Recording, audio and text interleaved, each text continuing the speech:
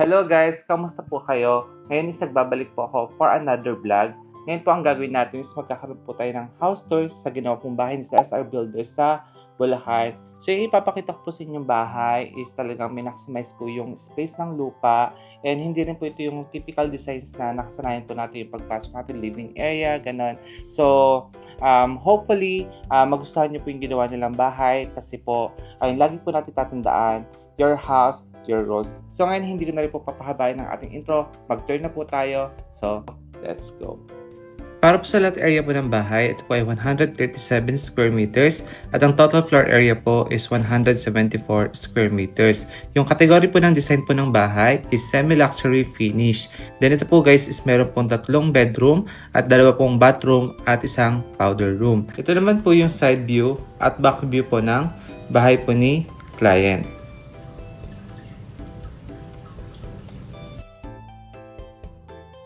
Guys, pakita ko lang sa inyo again yung details po ng kanilang gate, service gate at fence. Ayan na po yung design. Yung materials po is tubular saka fiber cement board po yan.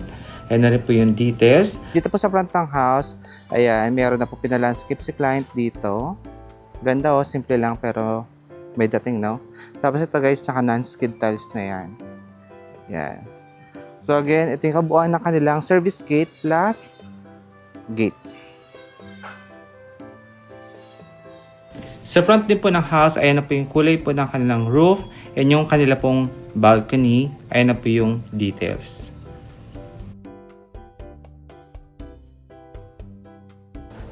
Guys, ito yung back view ng kanilang gate. Tapos ito po yung kanilang garahe. Ayan. Guys, yung ginamit nila ditong downspout is yung square yung pinaka-shape.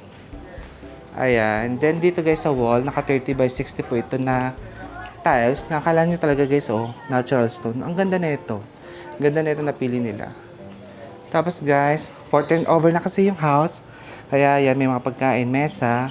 Anyway, from this angle, ito po yung kanilang main entrance or yung main door. Meron pong WPC panel yan. Guys, dito naka-landscape na rin yung garden. And ito yung side view po ng kanilang bahay. Ayan. Bali, naka-filtered na rin po yung kanilang water dito. Water system. So soon, pwede ito ipa-enclose ni client. And guys, ito na rin po pala yung kanilang lanay. And now guys, kasama ulit po natin si Ma'am Ces para kumuha ng idea regarding po sa kanilang bagong gawang bahay. So Ma'am, kamusta? Ito, Sir Billy, medyo busy. Marami tayong mga natapos, patapos, at pasimulang mga project. So Ma'am Ces, magtanong lang tayo dito regarding po sa bagong tayo yung bahay. No? So, taga saan po si client? So, sina client, taga dito lang din sila. Pero nag-stay sila sa Rizal, but may Kapampangan blood din sila. And nakita tayo sa YouTube, doon na tayo na-meet through Sir Billy's vlog. Doon nagsimula yung journey ng pagpaplano ng kanilang bahay. So ma'am, regarding po dito sa house, usually kasi minsan may nagko-comment, ay bakit ganyan yung design ng gate, madaling akyatin ng magnanakaw, ganyan. Eh usually ito pong bahay, gaya ng sinabi ko, nasa village po sila. Ano po yung, meron po ba dapat na isunod na height, standard? Meron itong very specific na height, tapos meron kami sunusunod na construction build guidelines galing mismo sa subdivision. Ultimo yung setback, ultimo yung color ng roofing kung mapapansin nyo, brown. Kasi yun yung para sa entire community. Hindi siya pwedeng mag-iba ng color. And also, meron silang mga certain designs lang sa roof, ganyan. Okay. Tapos ma'am, usually di ba pagka ganito may neighbor ka na, buti dito yun yung naisipan maglagay ng firewall. Yeah, saka nagkataon naman na wala pa silang kapitbahay. So ang ginawa namin nung nagdi-design kami to maximize the lot kasi 137 square meter lang siya. Dito namin pinwesto yung firewall. So guys, lipat lang ako kasi di ako sanay sa walkthrough yan. So kaya dito niya siya Yes. So yung kabilang bahay, yun ang naging open ng area. Yes, Okay, sige. So may rules din doon kung saan mo kung gaano kataas ang bahay, at the same time ilang side of the house lang ang pwedeng i-firewall. So dito pwedeng one side kasi medyo maliit yung lote. Okay. So dito tayo guys sa garahe naman ni client. Actually, nakita ko ang lapad ng gate pa lang nila. At least dalawang sasakyan, Two ma'am. carport. So yung design phase namin, yun yung naging request ni na client. Dapat dalawa talaga ang carport. So we design it according to their requirement. Ma'am, bali yung bahay po, ilang months niyo po ito ginawa? Bali ito ay 6.5 months namin siyang binuild. Ang bilis ha. Pero meron pa rin po mga ano yun, ma'am. Siyempre nagkaroon ng problems. In between, marami tayong holidays. Mahigpit dito. Pag holiday talaga, holiday, walang pwedeng magtrabaho. At the same time, hindi pwedeng laging nag-overtime. Kung justified naman yung request for overtime, dun lang siya pwede. So goods na yun guys. Kasi imagine in just 6 months and up, matuturn over na agad yung bahay na pinagawa ninyo. And mga ka-viewers, ma'am, regarding sa laging tinatanong to sa price ngayon, no? So although alam naman natin, nagtaas po ngayon ang presyo ng pagpapagawa ng bahay. But then again, kung plano niyo po magpagawa, please, direct message po kayo sa kanilang Facebook, kay CSR Builders. Through that po, sasabihin po ni Ma'am Ces sa inyo kung magkano po ang inabot na itong pinakita naming bahay. Guys, bali nandito tayo ngayon sa foyer po ni client, no? So ito yung back view ng pintuan. Ayan. Then, meron din dito emergency lights. Then, dito guys, naglagay tayo ng cortina natin. So, may curtain box na to. Sinunod na natin yan. Tapos, ito po nakita niyo dito, cabinet, shoe cabinet po yan. Para po sa tiles, ang ginamit po dito is 60 by 60 cm po na porcelain tiles, glossy white. Bali, after na sa foyer, diretso tayo agad sa kanilang dining area, show kitchen, plus ang kanilang living area. So, ngayon, start tayo sa kanilang dining area. Dito tayo agad sa dining area nila. So, dito is meron 6 seaters po na dining set. Ayan. So, yung mga furniture po ni client sa Furniture Republic po nila binili yung mga furniture po ni client. And then, guys, ayan. Yung ceiling, may center lights na yan, naka-PVC panel. Tapos, Daikin po na floor stand aircon. Guys, kung gusto niyo mga kortina namin message na kayo sa aming Facebook, Willie Toledo Vlog. Then dito guys, syempre sa dining area, dito na rin po yung kanilang main kitchen or show kitchen daw guys. Kasi hindi naman daw po sila magluluto daw dito talaga. Show kitchen. So meron sila ditong nook bar, ayan. Guys, ito ang ganda ng ginamit ni Ma'am Ces. Di ba yung typical na nakasanayan natin is fluted panels. Ito inverted siya na fluted.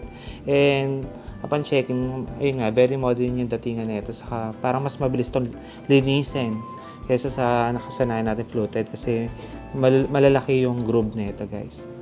Ganda ng quartz oh. Then meron na silang mga pendant lights. Ganda ng ilaw. Then, included po sa naging kontrata po nila yung modular cabinet po dito ni client. Ayan.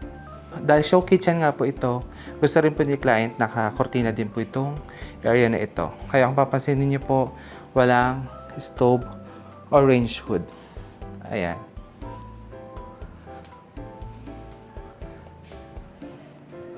Then yung ref nila, Samsung side-by-side door. Then, soft close po ito, syempre yung mga cabinet nila. Try natin. Soft close. Then, ito naman po yung cabinet sa nook bar nila. Ayan, soft close din po. From foyer, dining area, show kitchen. Dito naman tayo sa kanilang living area. Gusto ko itong setup ng kanilang living area. Ang ganda. Meron silang 3-seaters na sofa. Ayan, 2-seaters plus accent chair. Yan. Then, center table with carpet na yan. Guys, ang ganda ng ginamit sa CSR Builders dito na accent ng TV. Hindi siya yung typical na fluted panels na nakasanayan natin. Ayan.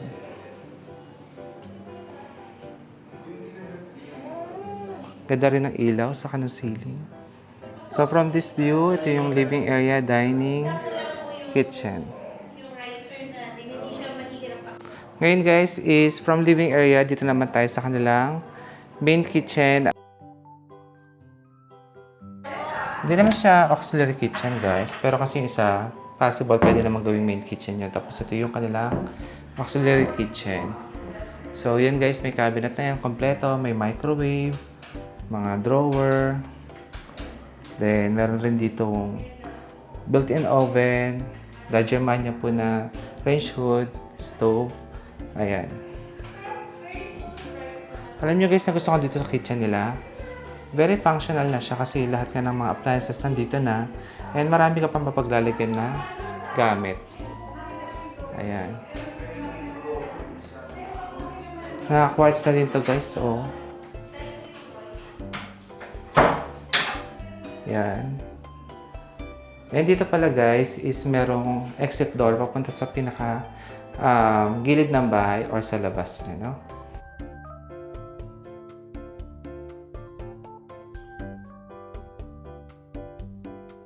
Dito sa ilalim po ng hagdanan, meron po sila ditong cabinet. Try natin. Yan. Push button siya.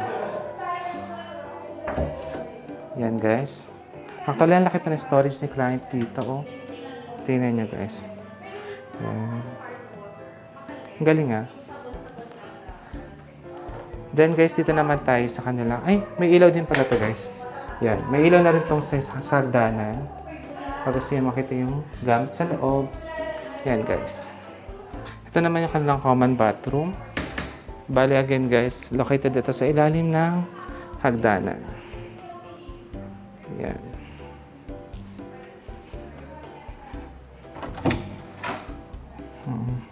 So yung kanilang bathroom is considered as powder room siya guys. Kasi walang shower. Ay, yan. Yan. Beige yung tiles flooring. Tapos guys, 60 by 60 cm yung wall tiles na glossy. Then, open natin ito para mag-add ng lights. Yan guys. Okay, no? Guys, yung powder room nila, okay yung laki. Maluwag. Okay. So, expect natin yung ceiling nito pa slant. Dahil sa ilalim ng hagdanan. Close na natin. For sure guys, may magtatanong, may magko-comment bakit nauna ang dining, ang kitchen sa main entrance. Bali, nag-submit po si CSR kay client para po sa designs po ng bahay. And ang request po nila mainly talaga is ayaw nila yung pagpasok, kita agad yung living area. So, para maayos po yung layout ng bahay at magamit lahat po yung space, ayan po, inuna po yung dining plus yung kitchen. Actually, sa ibang bansa, ganito daw po yung mga design ng bahay. Meron pagpasok, una talaga yung dining, kitchen, ganyan. So, kanya-kanya talagang preference po pagdating sa bahay. Sabi nga nila, your house, your rules. Guys, ngayon akita tayo sa second floor. So, para sa planks na hagdanan, ito ay naka-mahogany. Ayan. Tapos, tempered glass na may mahogany. Railings na handle po yung stairs. Ayan. Tapos sa gilid, syempre, may step lights. Akit po tayo ngayon sa second floor. Guys, ngayon akit tayo sa second floor. So, para sa planks na hagdanan, ito ay naka-mahogany. Ayan. Tapos sa gilid, syempre, may step lights. Ito na po yung top view po ng hagdanan. Tapos sa taas po nito, meron pong bintana. Meron pong chandelier din dito. Ayan. Tapos guys, natong ceiling naka-PVC panel. Then yung hagdanan po is gawa po ito sa mahogany solid wood. Para naman po sa kanilang hallway papunta sa mga kwarto, ito na po yung design. Ito na rin po yung ceiling. Meron pong pin lights. And ito pong tiles is 20 by 120 cm yan. So dito muna tayo kay bedroom number 1. Bali dito guys, yung tiles na ginamit pagpasok is parehas sa labas. Ito na rin yung kortina natin. Ayan. Then ito may pin lights na sa center lights. May mga gamit na rin ito na guys sa wardrobe cabinet. Change angle tayo. Guys, dito meron silang queen size bed. Ayan. Naka-wall panels to guys. So, ang ganda ng accent ng bed frame. Para ka na sa hotel. Plus, ito na yung wardrobe cabinet. Ayan.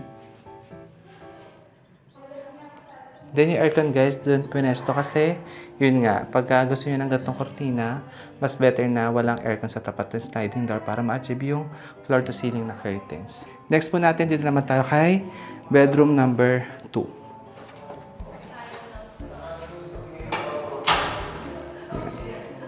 Guys, ito si bedroom number 2. Actually, same layout sila ni bedroom number 1. Ang pinakaiba lang guys, ito. Bali, ito may corrugated na fluted panels na accent na green. Yan yung request ng anak ni ma'am. Meron ditong wall panels. Ang ganda ng kulay. Parang same shade sila ng bed frame.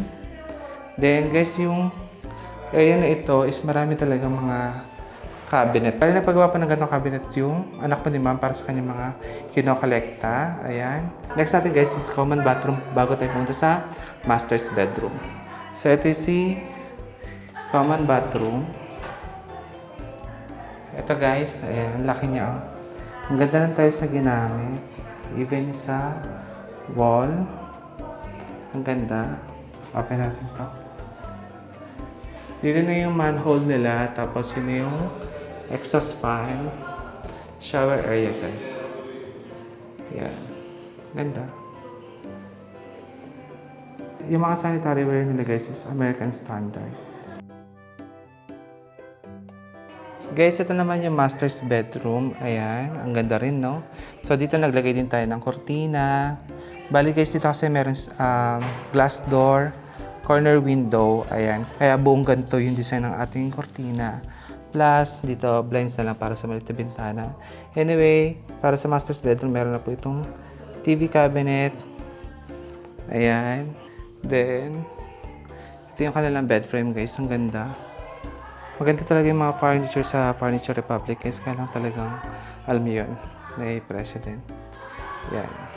Ganitong angulo naman tayo guys. Bale ito is meron na rin walk-in closet. Ayan. Punta tayo sa walk-in closet.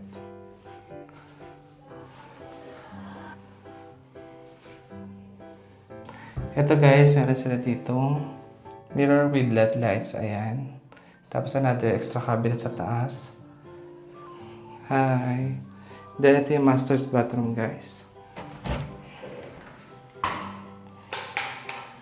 Yan. Same din naman doon sa common bathroom nila yung ginamit. Yan. Pakita ko na lang, ha. Ayusin natin yung blinds natin dito. Alright. So, dito guys, nagpalagay ng blinds recline sa second floor. Kasi gusto nila yung bintana may cover. Ganda na guys. Okay din yung design ng bahay kasi alam niyo yun guys. Maliit lang yung lupa pero yung gusto ni client nasunod. Tapos bawat area na gamit naman. Kumbaga walang tapon, no?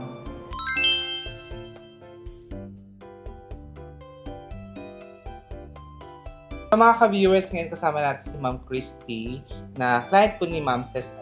At client ko na rin kasi sa Cortina, no? Si Ma'am din po, si Ma'am Christy, is viewers din po natin sila sa YouTube. And through YouTube po, nagtiwala sila sa atin para po sa pagpapagawa po ng bahay at ng Cortina. So, si Ma'am Christy po, kakapanood, ayun, isa na rin yata sa nabudol. Tama. Ayun, tama na. Hindi budol yan. Budol in a way na good way, no? Kasi paano niyo po nakausap si SR Builders, Ma'am? Nakapag-watch ako ng isang video mo na parang feature mo yung isang build niya. And then, from then, sunod-sunod na, pinalo ko yung every sunod na mga video mo, pa-upload mo na siya yung na-feature. And then, sabi ko parang okay. Sabi ko parang legit. So, yun. Nag-message ako, di ba, Mrs.? January last year. Ito po, madalas na pinipicture natin mga from abroad po yung mga clients. Pero this time po, taga Philippines sila, ma'am. Kaya talagang sabi ko, talaga, kayang-kaya naman basta masipag, ma'am. And may pananalig sa Diyos, makakabuo ka ng iyong dream house. Tama. So ito po, Ma'am Christy, sa regarding po sa naging plano po ng house, paano po nag-start yan? Paano ba, Mrs.? Nag-set muna sila ng Yeah. appointment sa akin. At that time, medyo busy nga at marami tayong naka-line up. Pero nag-wait pa rin naman sila, ma'am. So, January yon, nag-meet kami ng April. November pa lang nag-start yung build. Kasi syempre, magpe-prepare pa kami. Nasa village sila. Merong mga certain rules na kailangan namin sundin. And yung mga permits sa akin, hindi kami pwedeng mag-build without that. Alam nyo guys ha, talaga natutuwa kasi lagi yung mga client na pinagto-turnoveran ng bahay po na ginagawa ni Ma'am Ses, lagi mga fresh yung mga looks nila. Oh, So, tataka talaga ako bakit Ma'am, ano po ba sikreto? Bakit po fresh? Kasi yung iba naman namin nakakausap po na nagpapagawa ng bahay, parang ito na daw yata ikang mamatay nila yung bahay nila sa stress. hindi kaya kasi walang stress. Mhm. Sino na stress? Nang slide. Oo. Yun. So, pag happy daw po yung mga clients, it reflects ganyan. Kami naman po, syempre masaya kami na masaya sila sa aming services na in-offer. And at the same time, kami din po, we're finding new family friends, ganyan, not only clients, kasi we're building relationship. Totoo yun. Ma'am, recommend niyo po ba si CSR Builders as a build contractor? So, kunwari ma'am, nakatalikod kami kasi baka dahil nakaharap na kami. Di ma'am, ano po ba masasabi niyo? Marirecommend niyo po ba siya sa mga Siyempre, kahit kanino pwede. Sobrang effort, sobrang mabait, and lahat na. Wala ako, talaga, totoo yun, di ba? Ay, Mrs.? iyak na ako. Oh, hindi. Actually guys, sinasabi ko naman lagi sa vlog na yung vlog namin is not a deceiving vlog. Kasi Hindi, meron talaga totoo. yung magaling Oo. mag-flower silang magsalita, pero yung outcome, doon po nagkakaroon ng problema pag sisimulan na. Kasi gaya po ni Ma'am Christy, may encounter siya, papagawa siya ng bahay, ang ganda daw ng mga picture na nilatag. Tapos nung ipapakita, gusto daw makita ni Ma'am Christy yung house, hindi daw siya proud. So, nag-question si Ma'am sa ganong scenario, bakit yung gagawa ng bahay niya hindi siya proud ipakita yung gawa niya. So, may ganyan po kasi talaga mga scenario, magaling daw nga po magsalita, pero yung dapat po talagang tingnan yung gawain naman. Totoo. More on action talaga kaysa sa pagsasalita, no? So again guys, napanood nyo naman po, marami na kami na-feature na bahay na ginawa with CSR Builders. And ayun po, so far naman po, although wala pong perfect, nagkakaroon po ng tama. back job, pero at least yung tao mong kausap na hindi ka tatalikuran after all, ayun guys, yun yung importante. Totoo, tama yun. Kami as clients din, hindi rin naman ako nag-expect ng perfect. Dahil wala namang perfecto, di ba? Lahat naman yan merong konting pero okay lang yun. Pwede namang iayos yun, di ba? Hindi mo naman kailangan na, kailangan 100% ito dahil 100% dapat ang work nila. Hindi naman. Dahil wala naman taong perfecto, di ba? Yes, thank you for ma'am, sa mga consideration na gano'n, no? So, mga ka-viewers, ayan, gaya niyan po, kung naghahanap po kayo talaga ng contractor at talagang para maiwasan na lang din po, no? At nagagawa ng kurtina. Sige, Yun lang, hindi lang bahay, pati kurtina. thank you po. Ayun, sabi ko naman po sa inyo, yung aming mga ginagawa pong proyekto, ina-achieve po namin na kalidad. At ayun po, babalikan namin kayo regarding sa after sales po, no? So, gaya po niya ni Ma'am Christy, kumbaga meron siya peace of mind, lalo na kami po nakaharap sa kanya at nangangako with the vlog na babalik po kami pag kailangan niya kami, one call away, no? So, Ma'am Christy, marami pong salamat sa pagtitiwala po sa amin. Sorry. Husky! Sa amin. With CSR Builders po, ayun, Ma'am Ces, ano po masasabi natin sa naging proyekto po natin sa Bulacan? No, maraming salamat po. Thank you po kay Kina Ma'am at saka kina Sir sa pagtitiwala sa amin from the beginning. One of our best valued clients namin. And for extending their generosity sa aming team. And also, you're building relationship talaga. It's not just business. Yung relationship na after the build, you still have, a new family friend. Tama. Bago po matapos ang ating vlog, abangan niyo po sa yung mga turnover po ni Ma'am Ces. Yung iba po talaga, meron mga kwento from this contractor. Ayan po, ni-rebuild po nila Ma'am Ces, inayos po yung plano. So, napaka-interesting po ng ganong kwento kasi talaga po sa pagpapagawa ng bahay until now, continuous po ang mga scammer, ganyan. Kaya kung magpapagawa po kayo, always double check nga po. Kung pwede, triple check para, ayun, gaya po nila Ma'am, bago po sila nagpagawa ng bahay, talaga pong check nila yung gagawa ng house nila, yung mapagkakatiwalaan. Kasi lalo na po sa panahon ngayon, ang hirap kitain ng pera. Totoo. So ngayon guys, ayan, ngayon at least nakita nyo na po yung ginawang bahay and hopefully nagustuhan nyo po yung ginawang bahay nila si SR Builders. Again, sana po may nakuha kayong idea. Maraming salamat po sa panonood. Ingat po and God bless. Bye-bye!